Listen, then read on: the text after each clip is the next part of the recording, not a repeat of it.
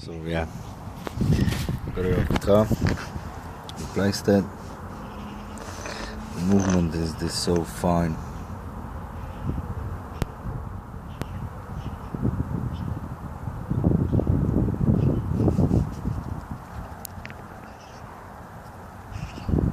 I could even hear it knocking inside at home.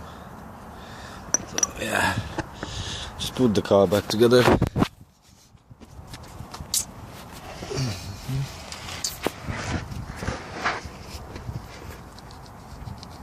Nothing.